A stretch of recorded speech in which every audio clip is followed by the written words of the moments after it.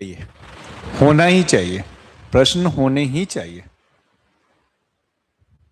और सबसे अच्छा ये लगा कि अब आप प्रश्न पूछ रहे हैं, खुल रहे हैं। ये एक ऐसा रिलेशन बन गया है, अब आपको संकोच नहीं होता है। तब तो प्रश्न पूछते हैं, होना ही चाहिए प्रश्न, कोई इसमें दिक्कत नहीं है। जिग एकदम अच्छा हो रहा है। कुछ ज्यादा क्या, आदमी पूरे अस्तित्व को जानना चाहता है तो सारे अस्तित्व की जितनी वास्तविकता है सभी से क्वेश्चन आएंगे, क्या तकलीफ।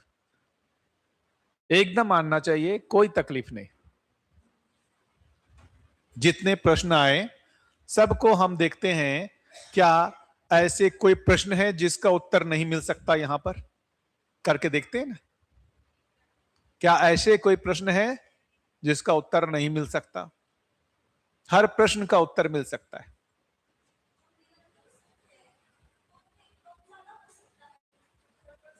सुख जो है वो क्वालिटी क्वांटिटी नहीं, कम सुख ज्यादा सुख काल में होता है।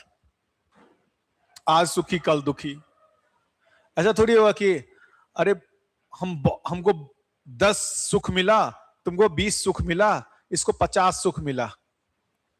इसको हम क्वांटिफाई नहीं कर सकते ना।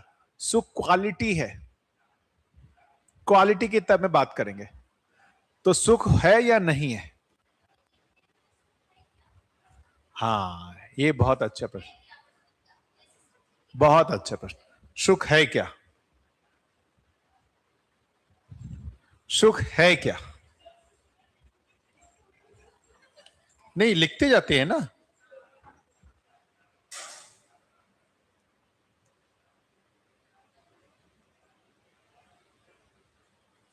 सुख क्या है?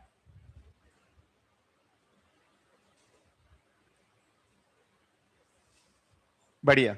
स,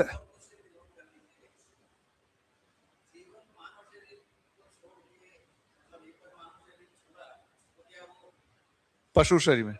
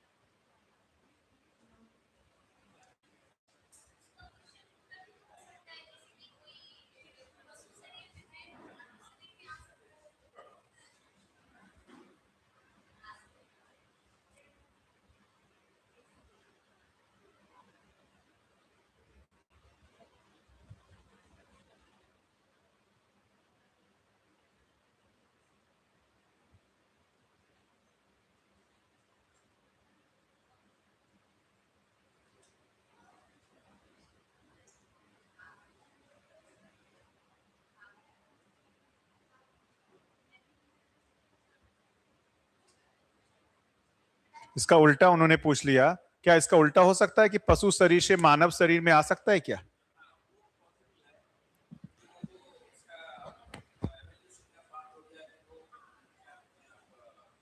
प्रोग्रेशन हो गया उसमें, चेतना के ऊपर।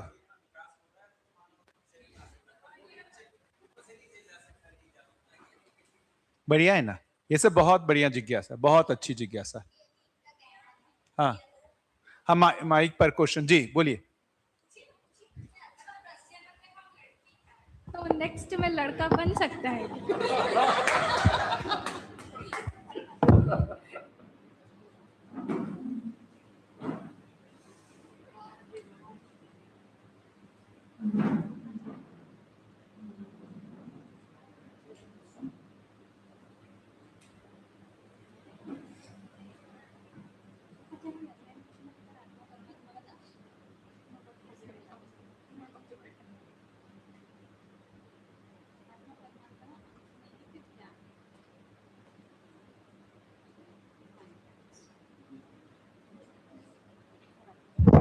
बराबर।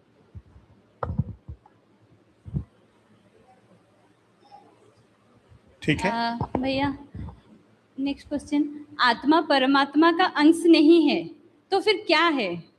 गठन पूर्ण परमाणु का मध्यांश है। आ, गठन पूर्ण परमाणु का मध्यांश है। गठन पूर्ण परमाणु के मध्यांश को आत्मा नाम दिया जाता है। जीवन का एक अंग है आत्मा, जैसे शरीर का एक अंग है किडनी, हार्ट, लंग्स, उसी तरीके से जीवन का एक अंग है जिसको नाम दिया आत्मा। तो मरने के बाद जो आत्मा होता है, हम समझे कि प्रकृति का ही एक मतलब अंग है। तो प्रकृति से निकलने के बाद वो या फिर परमात्मा या फिर ब्रह्म वहां पे जाएगा। नहीं, तो फिर नहीं, दूसरे नहीं, एक प्रकृति से तो निकल ही नहीं रहा, ये प्रकृति में ही है, हमेशा प्रकृति में ही है। ये प्रकृति ही है, ये प्रकृति ही है, और ये प्रकृति से निकल करके ब्रह्म में नहीं जा रहा है। ब्रह्म में हमेशा प्रकृति है। प्रकृति ब्रह्म से अलग है ही नहीं, प्रकृति ब्रह्म में ही है। ईश्वर में कण कण है, कण कण में ईश्वर है ऐसा नहीं कहा जाए। क्या कहा जाए? ईश्वर में कण कण है। हर चीज जो आपको दिख रही है वो ईश्वर में है। ऐसी कोई भी चीज नहीं है जिसको हम ईश्वर से बाहर निकाल सकते। अंदर बाहर सब जगह ईश्वर है। आपके बाहर भी ईश्वर है, अंदर भी ईश्वर है। आप ईश्वर में डूबे हुए हैं, डूबे हुए हैं, भीगे हुए हैं, घिरे हुए हैं। तो जो ये आत्मा आप जिसको कह रहे हैं, आत्मा जीवन का ही एक अंग है।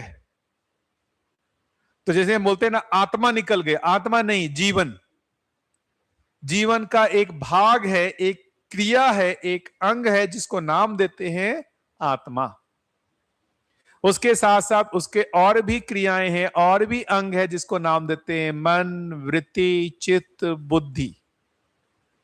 ये ठीक है? हाँ, और कुछ? बिल्कुल ठीक है।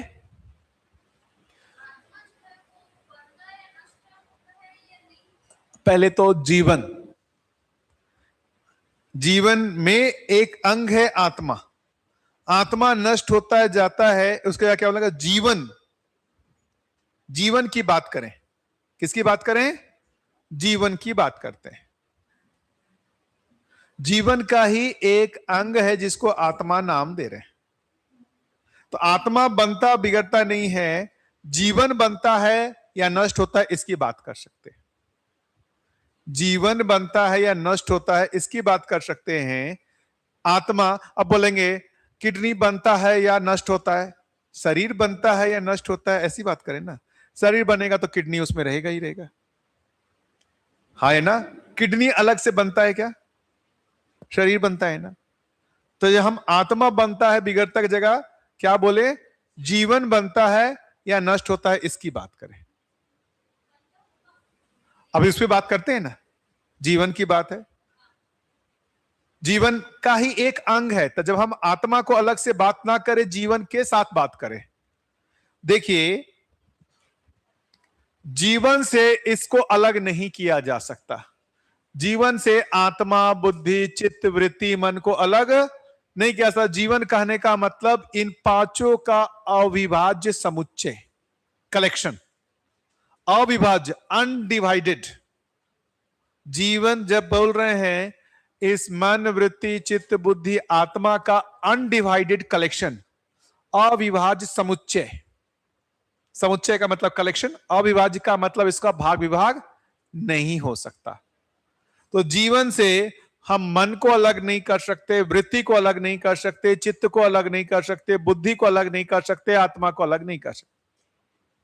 जब भी जीवन बोलेंगे ये पांचों उसमें समाया हुआ है ही।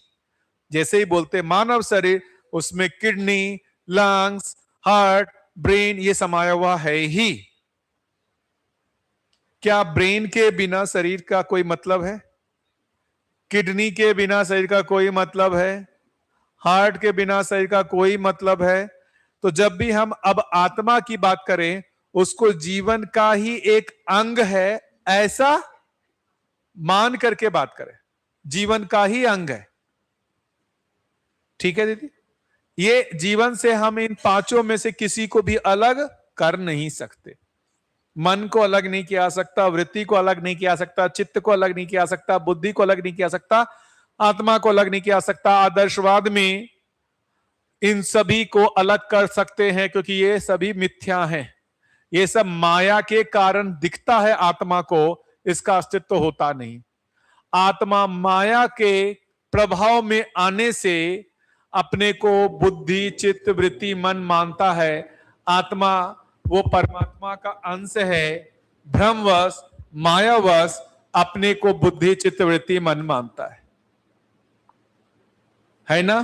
तो जब इसका मोक्ष हो रहा है, ये सब खत्म हो जा रहे हैं और आत्मा का स्वतंत्र अस्तित्व नहीं है, आत्मा परमात्मा में विलय हो जा रहा है। ये कंफ्यूजन है, ये आदर्शवाद का कंफ्यूजन है।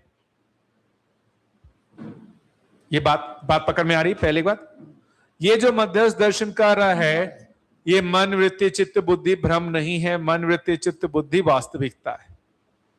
क्या परंपरा बोल रहे हैं कि एक ईश्वर है, एक परमात्मा है और एक माया है। उस माया में, माया के कारण आत्मा जो है भ्रमित हो जा रहा है। आत्मा माया के प्रभाव में आने से भ्रमित हो जा रहा है और परमात्मा से भिन्न अपने को देखने लग जा रहा है। बात पकड़ में आ रही है? माया के प्रभाव में आने से आत्मा जो है उस परमात्मा से भिन्न अपने को देखने लग रहा है, यही भ्रम है। तो इस माया के प्रभाव को हटा दें और आत्मा अपने सही स्वरूप को पहचान ले, वही है मोक्ष। अहम ब्रह्मास्मि, अहम ब्रह्मास्मि तत्त्वमसि, अहम ब्रह्मास्मि, मैं ब्रह्म हूं। यही मोक्ष हो गया। मेरा स्वतंत्र अस्तित्व है ही नहीं, मेरा स्वतंत्र अस्तित्व है ही नहीं, मैं आत्मा हूं ही नहीं, मैं परमात्मा स्वरूप ही हूं, मैं परमात्मा स्वरूप ही हूं। माया के प्रभाववश मैं परमात्मा से भिन्न अपने आप को मानने लगता हूं, यही है भ्रम। क्या भ्रम है? आत्मा जो कि परमात्मा ही है, माया के प्रभाव में अपने आप को परमात्मा से भिन्न देखता है, और उस परमात्मा से जब भिन्न देखता है माया के प्रभाव में आने से, फिर वो शरीर के आवागमन के, जन्म मृत्यु के चक्कर में फंस जाता है। यही बंधन है। तो क्या मोक्ष होगा?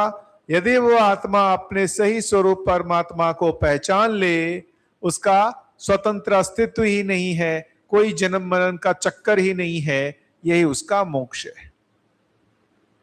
मध्यस्थ दर्शन क्या कह रहा है? मध्यस्थ दर्शन ये नहीं कह रहा, ये आदर्शवाद का मैंने बताया। मध्यस्थ दर्शन कह रहा है भ्रम ही बंधन का कारण है। बंधन का कारण जो कोई माया है जिसके प्रभाव में हम बंधन में बंध गए हैं, ऐसा नहीं है। मैं भ्रमवश बंधन में बंधा हुआ, मैं अपने भ्रम का मतलब कंफ्यूजन, इल्यूजन, उस भ्रमवश मैं बंधन में बंधा हुआ। इस भ्रम से मुक्ति हो गई, जागृति हो गई, हमारे बंधन से मुक्ति हो गई। हमारा अस्तित्व खत्म नहीं हुआ, मैं परमात्मा में विलय नहीं हुआ, बल्कि मैंने परमात्मा का अनुभव किया। आत्मा परमात्मा का अनुभव करता है, आत्मा परमात्मा में विलय नहीं होता। तो जब इस भ्रम से हमारी मुक्ति हो जाती है, ऐसे जागृत जीवन को ही हम मानव देव, मानव जीवन, दिव्य मानव कहते हैं। ये दर्शन ये कह रहा है। ये ठीक है? ये ठीक है दीदी? ठीक है? ये समझ में नहीं आया? कोई बात नहीं भैया, छोटा सा पूछना था। हम परमात्मा और जीवन ये दोनों को अलग, व्यापक को ही हम परमात्मा बोल रहे हैं, जिसको हम खालिस्तान भी बोलते हैं, और जीवन अलग इकाई है। दोनों अलग अलग है ना, दोनों अलग अलग वास्तविकताएं हैं। हाँ, अलग अलग वास्तविकता है, बस यही पूछना था। जीवन एक वास्तविकता है, ब्रह्म एक वास्तविकता है, जीवन इस ब्रह्म में ही है हर क्षण, ये भी वास्तविकता है। हाँ,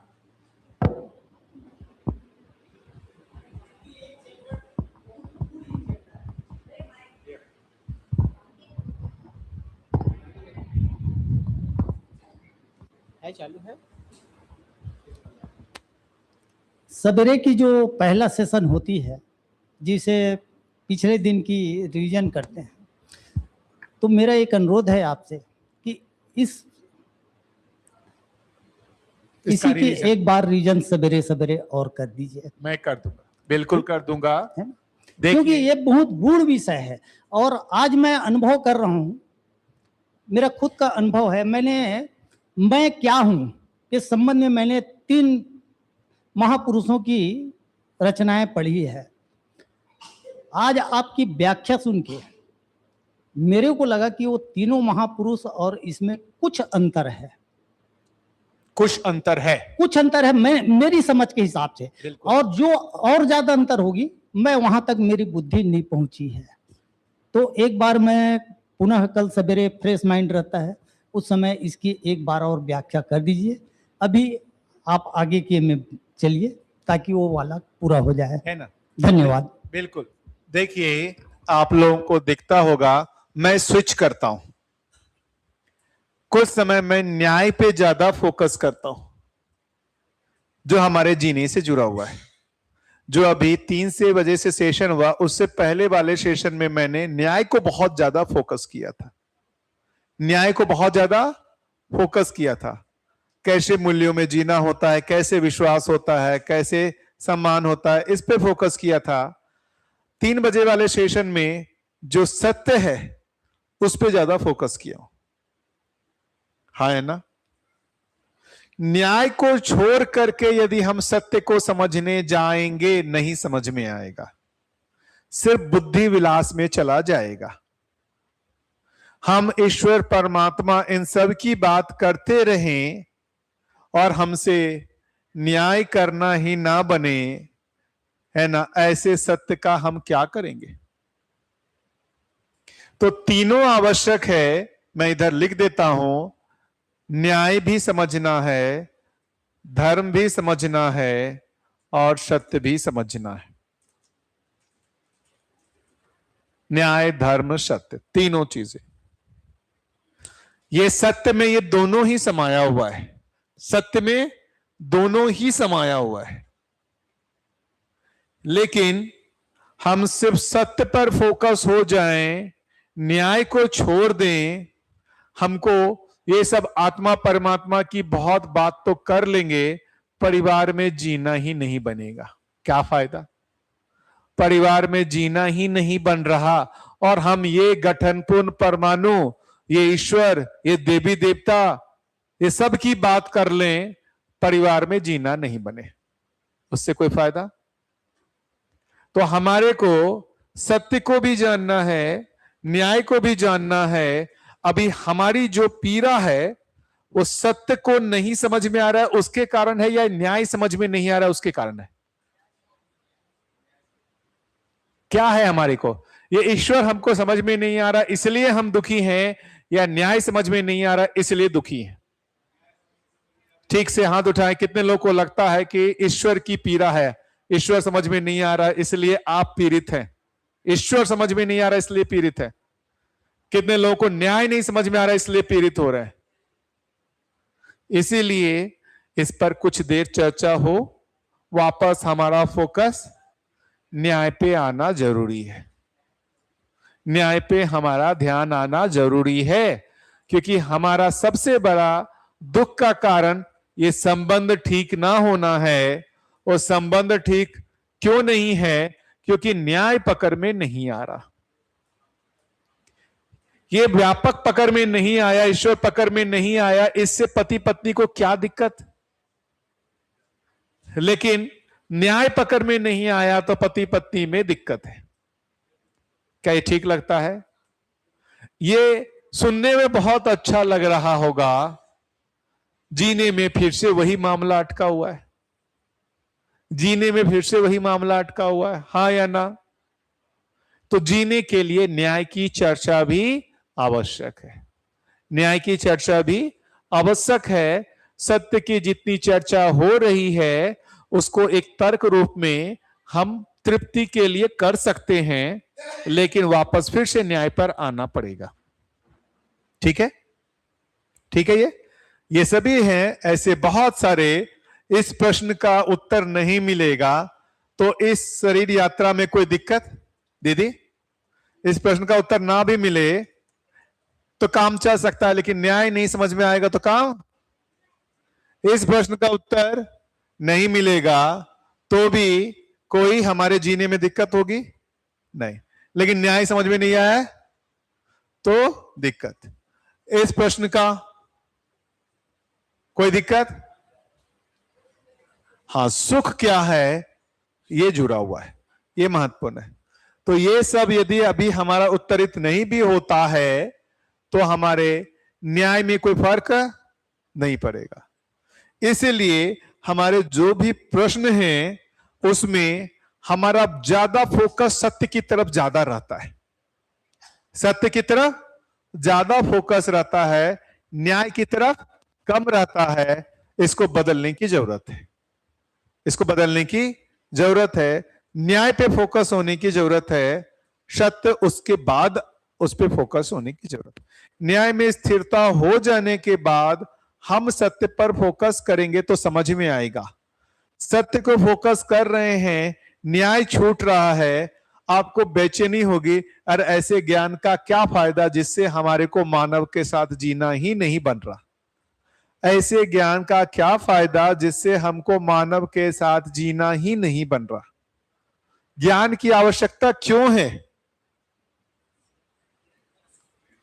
अरे ज्ञान की आवश्यकता क्यों है? निरंतर सुखी होने के लिए ना। ज्ञान होने से क्या होगा? हम निरंतर सुखी हो गए। अब ज्ञान तो हम ये सब पा रहे हैं, उससे हमारा संबंध ठीक हो ही नहीं रहा है, हम सुखी हो ही नहीं रहे। वो ज्ञान हमारे किस काम का? वो ज्ञान हमारे किस काम का? हाँ, लेकिन जितनी बात ये होती है अच्छा लगता है, अच्छा तो लगता है, तो ठीक है। मतलब ये कहा जाए सत्य भी आवश्यक है, न्याय भी आवश्यक है। सत्य भी आवश्यक है और न्याय भी है। जिज्ञासा की भी तृप्ति होनी चाहिए। जिज्ञासा है ना, मानव हर चीज को जानता है, जिज्ञासा की भी तृप्ति होनी चाहिए और संबंध में न्याय भी समझ में आना चाहिए। तो हम ये शिविर को दोनों में संतुलित करके चलेंगे। न्याय को भी ज्यादा फोकस करेंगे, सत्य पर भी आते रहेंगे। ये ठीक है? तो काफी सारी जिज्ञासाएं आ गई थी, इसलिए मुझे लगा कि थोड़ा सत्य पर भी फोकस कर लेते हैं। क्या तकलीफ है या नहीं है? तो थोड़ा अभी सत्य पे और फोकस कर लेते हैं। अब ये बात आई, ये गठन पूर्ण परमाणु ये अस्तित्व में आया कहां से? अस्तित्व में ये कहां से आया? ये परमाणु ये कहां से आया अस्तित्व में?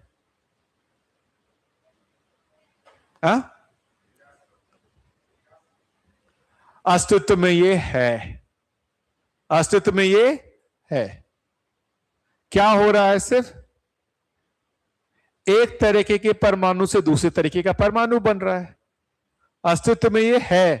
क्या परमाणु पैदा हो रहे हैं या एक तरीके के परमाणु से दूसरे तरीके के परमाणु में बदल रहे हैं?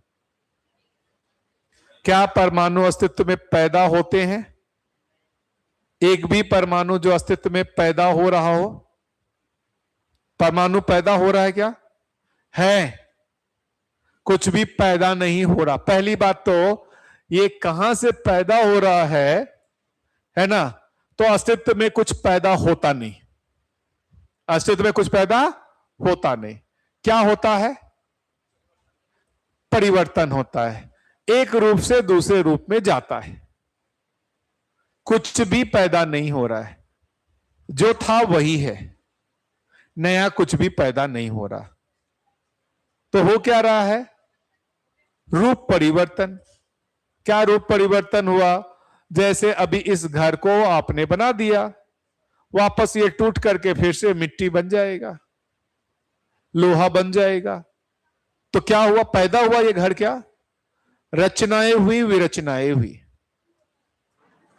अब बात आएगी कि ये जो जीवन पैदा होना है, इसमें एक और चीज है, उसको भी मैं लिख देता हूं।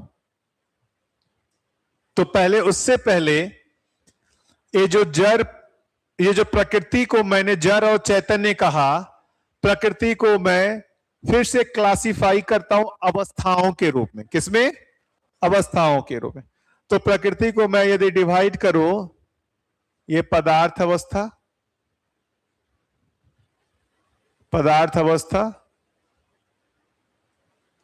प्राण अवस्था,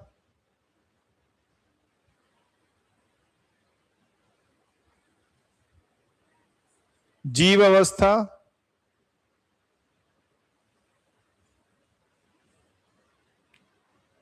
और ज्ञान अवस्था।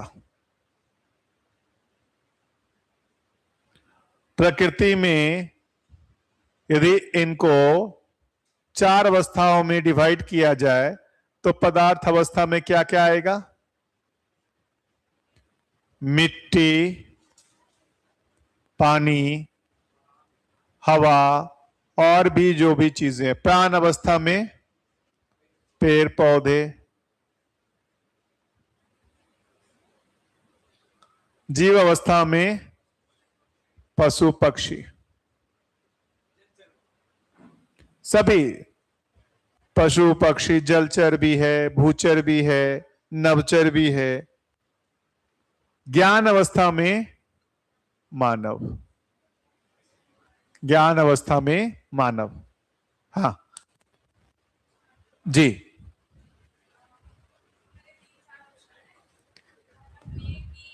माइक दे दीजिए। हाँ, ये जो बता रहे थे उसमें से 3-4 क्वेश्चन बन रहे थे मेरे। पहला तो ये जीवन का बता रहे थे, है ना?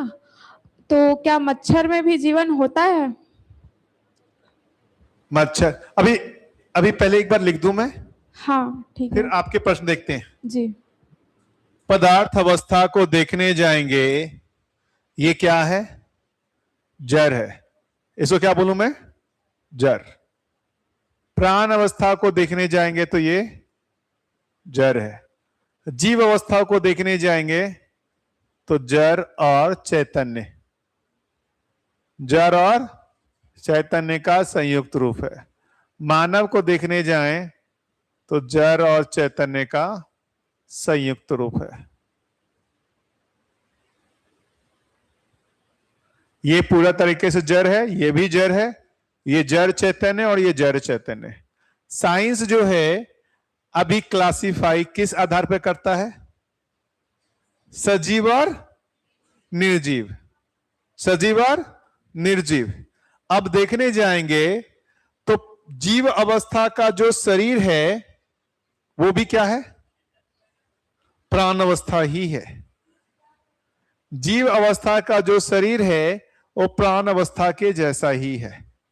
प्राण अवस्था में जैसे वो ग्रोथ होता है ना, पुष्टि होता है ना, तो जीव अवस्था का शरीर, मानव का शरीर और प्राण अवस्था तीनों एक जैसे दिखते हैं, तीनों एक जैसे। मिट्टी में आप जैसे लगाइए कोई पौधा, वो भी बड़ा होता है, कुछ दिन रहता है, उसके बाद मर जाता है। मानव, वो भी पेट में होता है, थोड़ा थोड़ा बड़ा होता है, कुछ दिन रहता है, फिर मर जाता है। जानवर, वो भी जन्म लेता है, धीरे धीरे बड़ा होता है, कुछ दिन रहता है, मर जाता है। वहां पर भी देखिए, पत्थर में ही ऐसा कुछ जन्म लेना मरने जैसा नहीं है क्या? लेकिन पेड़ पौधों में जन्म मृत्यु हो रही है, हो रहा है कि नहीं हो रहा है? पशु पक्षी में जन्म और मृत्यु हो रहा है कि नहीं हो रहा है? आदमी में जन्म और मृत्यु हो रहा है कि नहीं हो रहा है? तो जन्म और मृत्यु किसका हो रहा है आदमी में? पशु पक्षी में जन्म और मृत्यु किसका हो रहा है? लेकिन पेड़ पौधों में देखने जाए तो वहां कोई जीवन नहीं है। पेड़ पौधों में कोई जीवन नहीं है। पेड़ पौधों में कोई जीवन नहीं है। ये बात समझ में आ रही है? तो ये जड़ है, ये भी जड़ है, ये जड़ और चैतन्य दोनों है, ये भी जड़ और चैतन्य दोनों है ना? इस पे और आगे डिस्कशन होगा तो और स्पष्ट होगा, और स्पष्ट होगा। हो क्या रहा है, अभी आप यदि देखे होंगे इवोल्यूशन के क्रम में, साइंस में ऐसा, साइंस भी लोग मानते हैं ये धरती एक समय कैसी रही होगी? ये धरती एक समय कैसी रही होगी?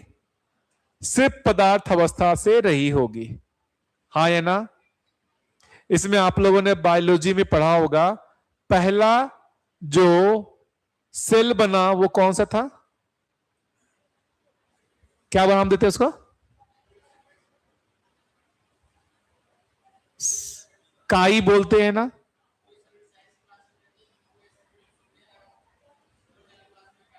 काई बोलते हैं।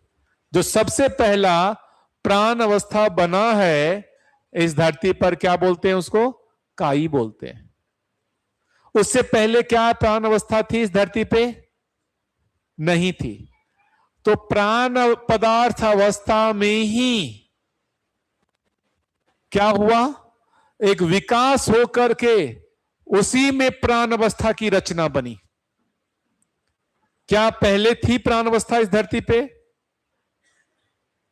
मानव कितने साल पहले आया, कुछ है आइडिया? सभी लोग को होमवर्क देता हूं कि आदमी इस धरती पर कितने साल पहले आया, जाके देखिएगा गूगल पे। सारे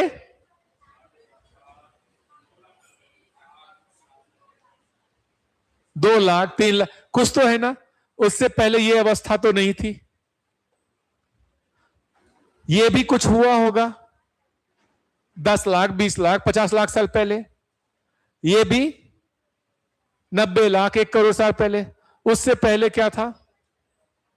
यही धरती सिर्फ पदार्थ अवस्था से संपन्न थी। इसी पदार्थ अवस्था में विकास होकर के प्राण अवस्था आया। इसी प्राण अवस्था में विकास होकर के जीव अवस्था आया। इसी जीव अवस्था से विकास होकर के ज्ञान अवस्था आया। क्रम से इवोल्यूशन चल रहा है। पदार्थ अवस्था से प्राण अवस्था, प्राण अवस्था से जीव अवस्था, जीव अवस्था से ज्ञान अवस्था का प्रकटन हो रहा है।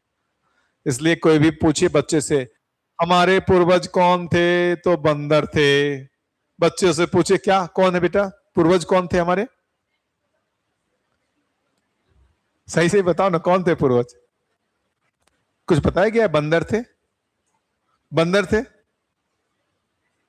पूर्वज। अब बोलोगे बंदर के पूर्वज कौन थे, तो पेड़ पौधे थे। तो पेड़ पौधे के पूर्वज कौन थे? ये मिट्टी। तो फाइनली पूर्वज तो मिट्टी हो गया। पूर्वज का मतलब हमसे पूर्व में जो जन्म लिया हुआ, हमसे पूर्व में ये, इससे पूर्व में ये, इससे पूर्व में ये, यहीं पर जाके क्यों अटका देते हैं? तो ये बोलिए हमारे पूर्वज क्या थे? ऐसे बोले जीव अवस्था से ज्ञान अवस्था का प्रकटन हुआ, ऐसा भाषा प्रयोग करें। पूर्वज क्यों बोले?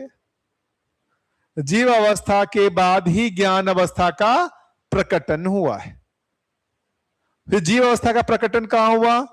प्राण अवस्था से जीव अवस्था का प्रकटन हुआ। प्राण अवस्था कहां से प्रकटन हुआ? पदार्थ अवस्था से।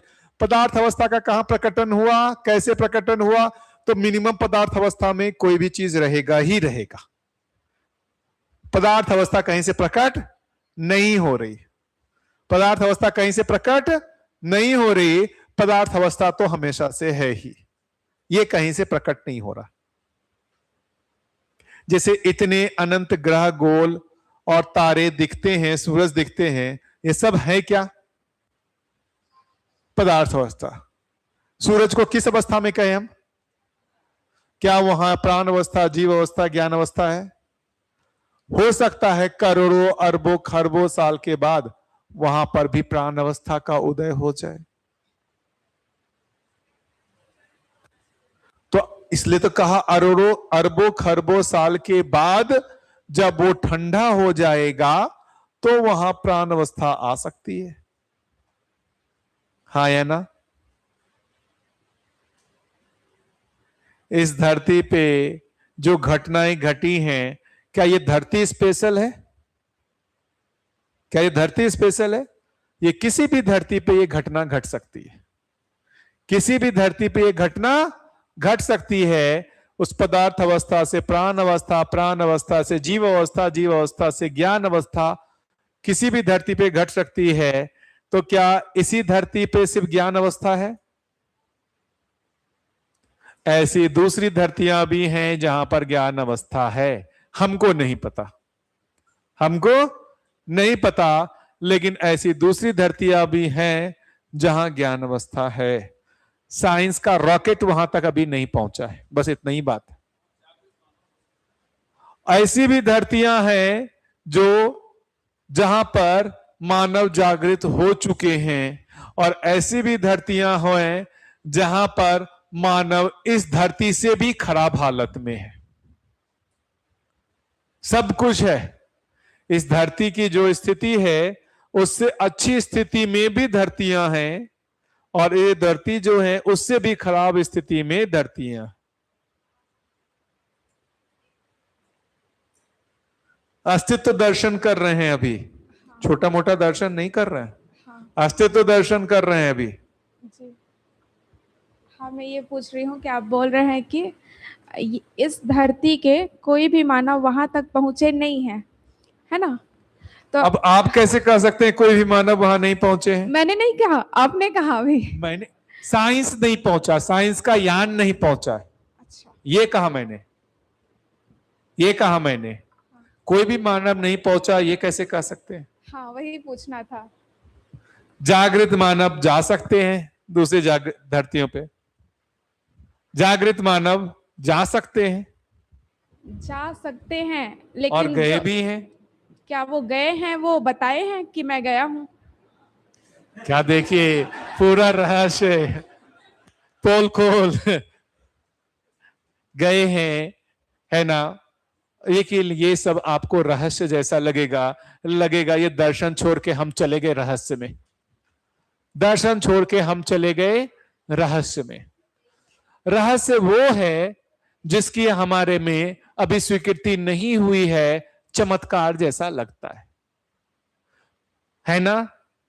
रहस्य वो है जो हमको अभी समझ में नहीं आता, इसलिए रहस्य है। यदि ये कहा जाए कि हाँ जागृत मानव गए हैं, उनसे मेरी बातचीत हुई है ना, लेकिन आपको लगेगा कि यार साइंस नहीं गया, ये कैसे चले गए?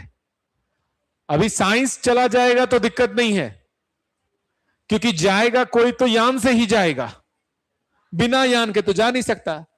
अरे यान के साथ शरीर जाएगा, जीवन जा सकता है बिना यान के भी, जीवन जा सकता है बिना यान के भी। यान की जरूरत तो शरीर को है, जीवन को नहीं है, जीवन को नहीं है। जीवन को एक जगह से दूसरी जगह जाने के लिए किसी यान की जरूरत नहीं है।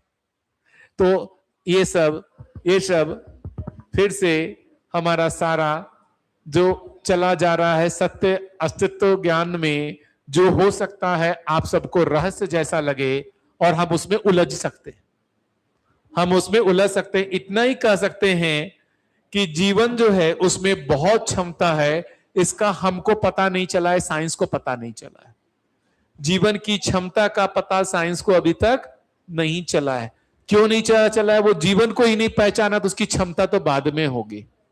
जीवन को ही नहीं पहचाना है तो उसकी क्षमता तो बाद में होगी। जीवन को नहीं पहचाना, ऐसी जीवन वाली जितनी भी बातें करेंगे सभी साइंस के लोगों को लगेगा अरे ये बेतुकी बातें हैं, ये रहस्यात्मक बातें हैं। हाँ है ना? हाँ है ना? और आपको भी हो सकता है आप ऐसे रहस्यात्मक बातों में ज्यादा इंटरेस्ट लेने लगे, न्याय को छोड़ करके ऐसे रहस्यात्मक बातों में आप ज्यादा इंटरेस्ट लेने लगे, आपका क्या भला हुआ, घर में गए भेसे वही संबंधों में झगड़ा। ऐसी रहस्यात्मक बातों पर हम बाद में भी बात कर सकते हैं। ऐसी रहस्यात्मक बातें नहीं समझ में आएंगी, कोई आपको नींद नहीं आएगा ऐसा नहीं है, मस्त नींद आएगी, मस्त जो है घर में झगड़ा होगा। और इसको जान लिया उससे कोई उपकार हो गया ऐसा नहीं, फिर से झगड़ा ही करेंगे। तो फिर से न्याय महत्वपूर्ण। इनको एक चीज शेयर करना, पहले अंकल जी कर ले। नहीं, कोई क्वेश्चन नहीं है, जस्ट आपने बताया कि ये पुंजाकार में जीवन जो है गणित फेल हो जाता है, इतना स्पीड है उसमें कि कोई अंक हमारे पास है नहीं, संख्या नहीं है उसको, उसके स्पीड को बताने के लिए।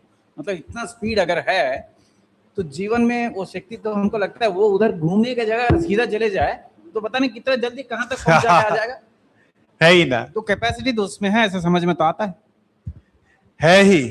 दिव्य मानव जो है, दिव्य मानव पूरे असीम अवकाश में विचरण करते रहते हैं, कोई एक धरती पर ही विचरण कर रहे हैं ऐसा नहीं है। वो हर जगह देख घूमते रहते हैं, जिस भी धरती पर उनको आवश्यकता लगती है उपकार करने की, उस धरती पर उपकार करते हैं, आगे बढ़ जाते हैं। ऐसे दिव्य मानव क्या करते हैं, घूमते रहते हैं असीम अवकाश में, तृप्त रहते हैं और उपकार के लिए जगह देखते हैं, जहां भी जगह दिखी वहां उपकार किया, आगे बढ़ पड़े। उपकार ही उपकार, कोई काम नहीं, सिर्फ उपकार।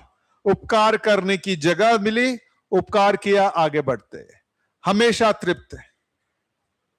कोई बड़ी चीज नहीं है जिसको हम रहस्य मानते हैं। यदि हमारी ये स्वीकृति हो जाए कि ये धरती हमारी अकेली स्वयं की हमारी धरती नहीं है, जहां पर मानव है, ऐसे अनेकों धरतियां हो सकती हैं जहां पर मानव हो सकते हैं, ज्ञान अवस्था हो सकती है, तो ऐसी जगह पर मानव पहुंच सकता है। तो मानव सशरीर पहुंचने का प्रयास कर रहा है। यदि जीवन की क्षमता को पहचान ले तो जीवन रूप में कोई यान की जरूरत नहीं है, वो एक ग्रह से दूसरे ग्रह जा सकता है।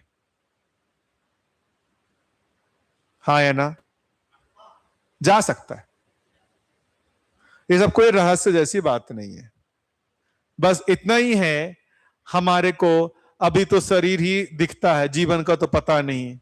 अब जब तक जीवन का पता नहीं है, अब ये जीवन दूसरे ग्रह भी जा रहा है, पहले यहां तो आ जाए, पहले जीवन तो पता चल जाए, फिर जीवन दूसरे ग्रह जाता है नहीं जाता है उसकी बात कर ले।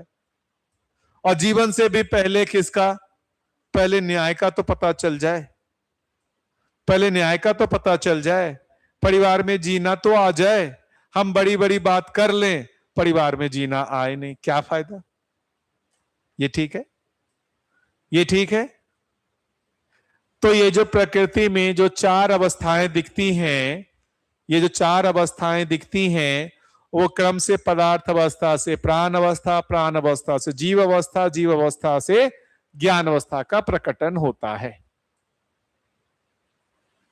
ठीक है, इस प्रकटन के क्रम में देखेंगे क्या पदार्थ अवस्था प्राण अवस्था के पूरक है या नहीं है। क्या पदार्थ अवस्था प्राण अवस्था के पूरक है या नहीं है?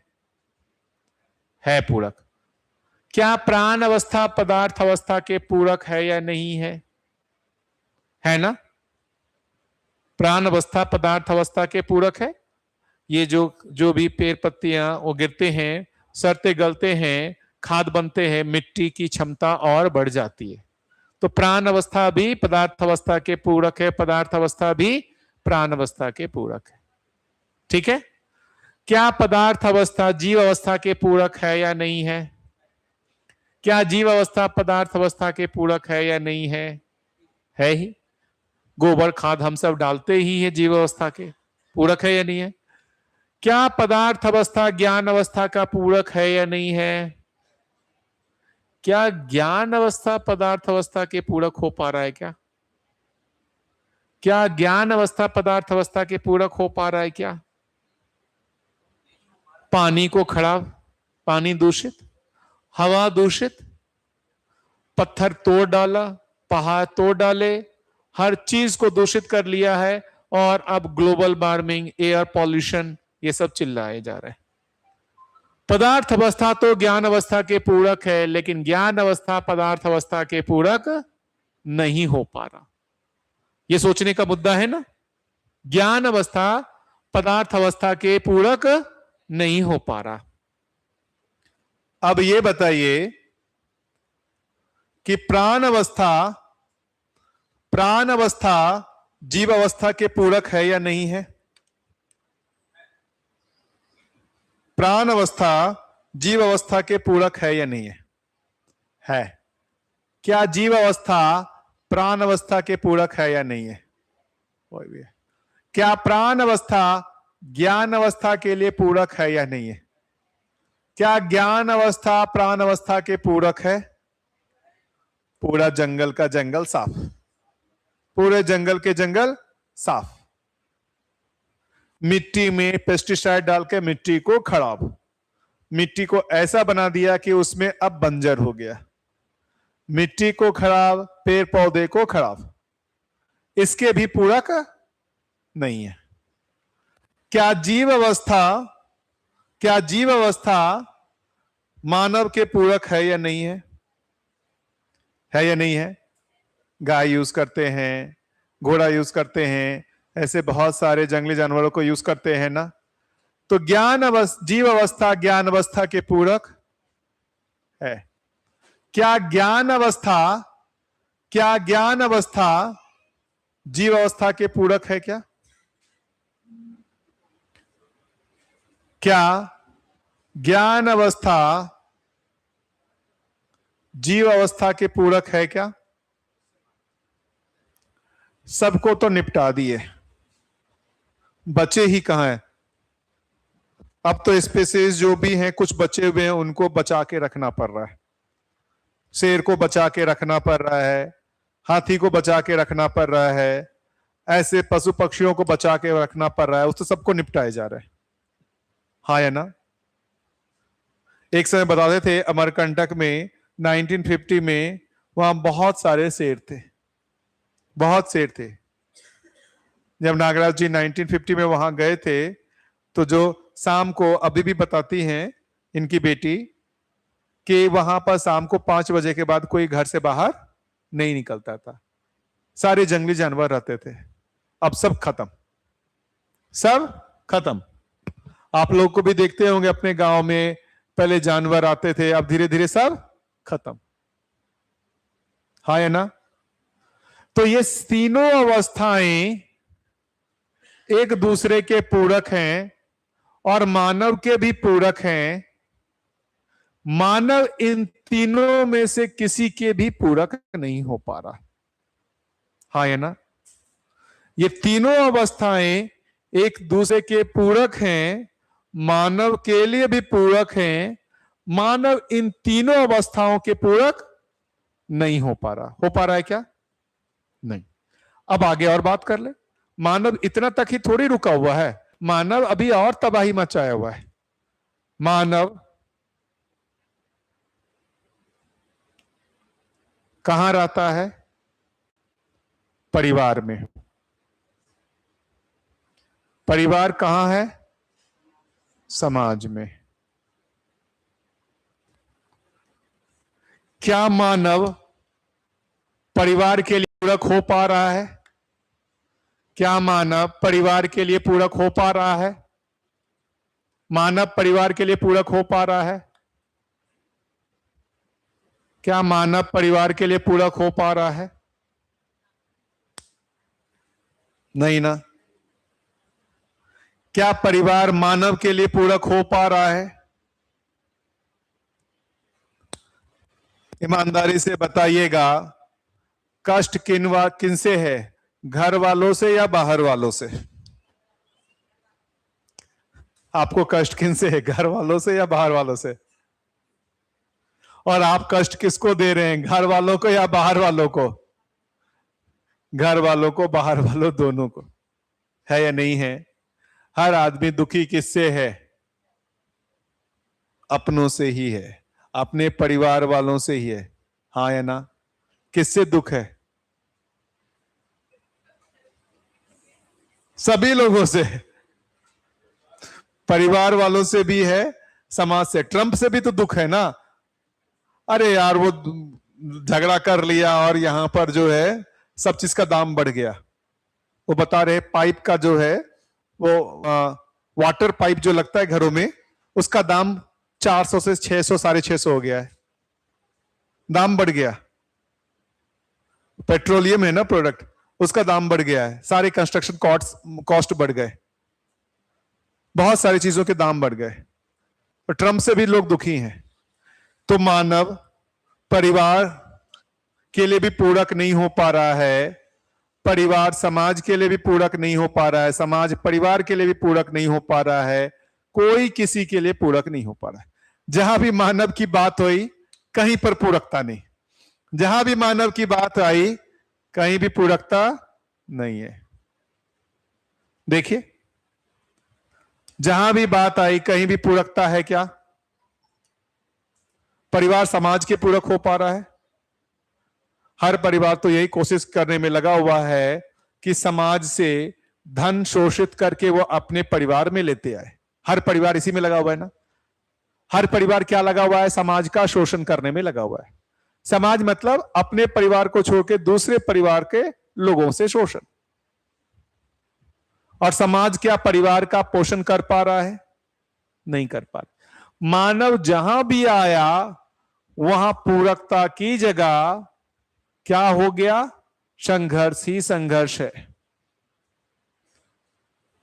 है या नहीं है? है या नहीं है? मानव ना तो मानव के साथ जीना आया, ना तो मानव को प्रकृति के साथ जीना आया। मानव को ना तो मानव के साथ जीना आया है, ना तो मानव को प्रकृति के साथ जीना आया है तो यही वास्तविकता। मानव ना तो दूसरे मानव के साथ जी पा रहा है और ना ही मानव प्रकृति के साथ जी पा रहा है। पेड़ पौधों के साथ जी पा रहा है क्या? पेड़ पौधों को काटे जा रहा है और ग्लोबल वार्मिंग चिल्लाए जा रहा है या नहीं है? जितनी गर्मी अभी पड़ती है, क्या इतनी गर्मी पहले पड़ती थी क्या? हर साल बता रहे ना, रिकॉर्ड टूट रहा है टेम्परेचर का। पानी बारिश जैसा अनिश्चित हो गया है। कहीं पर सडनली बहुत ज्यादा बारिश हो जा रही है, बाढ़ आ जा रही है, कहीं पर पानी ही नहीं हो रहा है।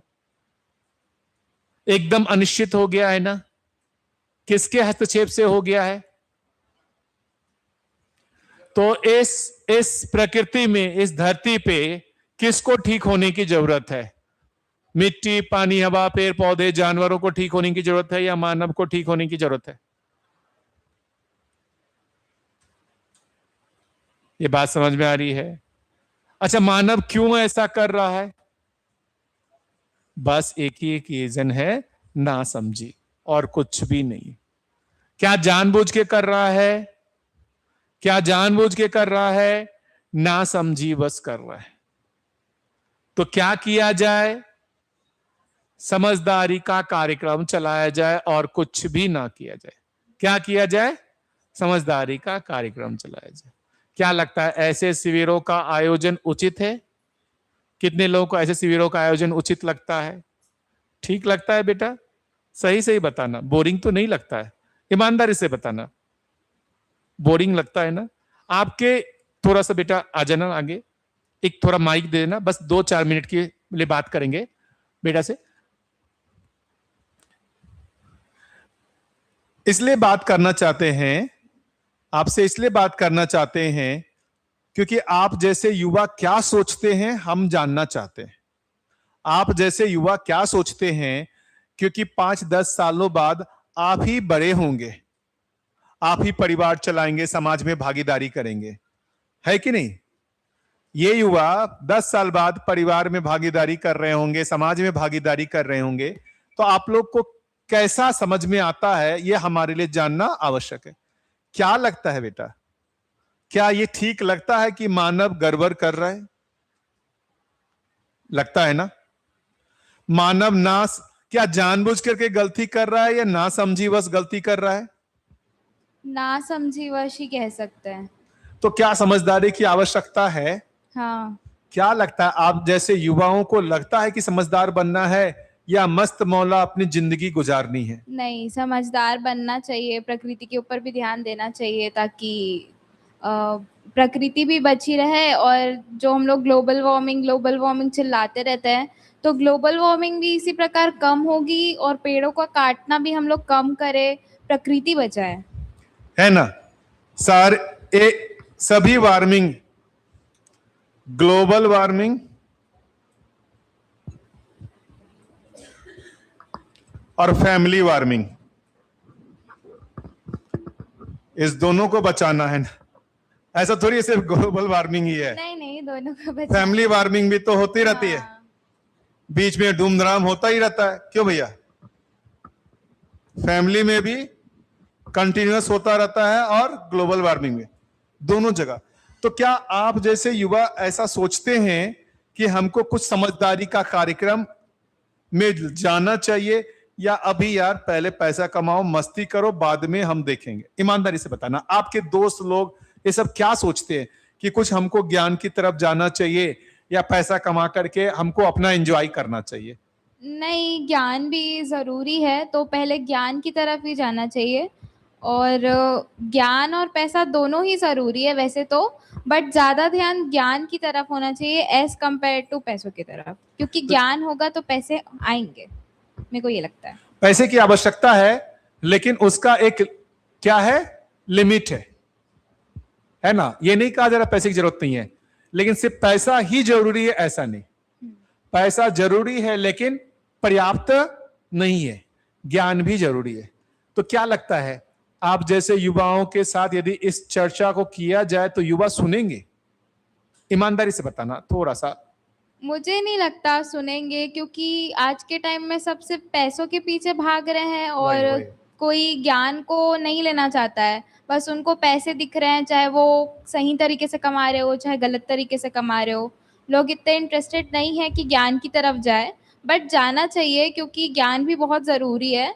वही हम लोग को सही पाथ दिखाएगा और सही रास्ता दिखाएगा। सिर्फ पैसों की तरफ भागना नहीं है, ज्ञान भी ज़रूरी है ना? पैसा तो कमा लेंगे, लेकिन इससे परिवार में जीना हो जाएगा, कोई गारंटी नहीं है। तो ये कब, देखियो अभी जैसे आप हो, अभी आपको कोई संबंध की पीड़ा नहीं है। क्यों नहीं है? अभी आप बैचलर लाइफ हो, इसलिए आपको रिलेशनशिप की कोई प्रॉब्लम तो है नहीं। युवा क्यों नहीं आना चाह रहे हैं? क्योंकि युवा अभी ऐसी संबंध की कोई पीड़ा को भोग नहीं रहे। अभी तो सब दोस्त हैं, ये है, ऐसा कोई फिक्स ऐसा रिलेशन बना नहीं है, इसलिए कोई दिक्कत नहीं है। लेकिन कुछ समय बाद विवाह होगा, पत्नी आएगी, समाज के साथ होगा, इंटरेक्ट करेंगे, तब उनको दिक्कत आनी शुरू होगी, तब उनको ज्ञान की आवश्यकता लगेगी। अभी आवश्यकता नहीं लगती। जैसे इन सभी लोगों को अभी आवश्यकता क्यों लग रही है? जीना नहीं हो पा रहा। ये भी जब आपकी आयु में रहे होते तो शायद इसको नहीं सुनते। क्यों दीदी? सुनते क्या? अभी सुन रहे हैं ना? क्यों? उस समय तो एक ही चीज था, पैसा। लेकिन थोड़े समय बाद लगा यार सिर्फ पैसे के साथ जीना नहीं हो रहा है, कुछ और ज्ञान की आवश्यकता है जिसके बिना जीना नहीं हो रहा। पैसे तो आ गए लेकिन ज्ञान नहीं हुआ, इसलिए जीना नहीं हो पा रहा है। तो युवाओं को थोड़ा जीने में पहले संघर्ष करना पड़ेगा, उसके बाद उनके साथ बातचीत हो सकती है। यही, अभी तुरंत बातचीत नहीं हो पाएगी। नहीं, अगर युवा इंटरेस्टेड है या मतलब अगर कोई सीखना चाहे तो अभी भी कर सकता है। ये नहीं है कि नहीं कर सकता, मतलब कोई सीखना चाहे तो कर सकता है और सीखना भी चाहिए क्योंकि इम्पोर्टेंट है। एक ईमानदारी से बेटा आप बताना, है ना, एकदम ईमानदारी से। मुझे लगता है अभी के चीजों को हम बंद कर सकते हैं, आज का सेशन को रोक सकते हैं, रिकॉर्डिंग करेंगे तो खुल के बात नहीं। हम जानना चाहते हैं ईमानदारी से। रोक दिए भैया। हाँ, क्या लगता है जैसे आप जो है आपको ये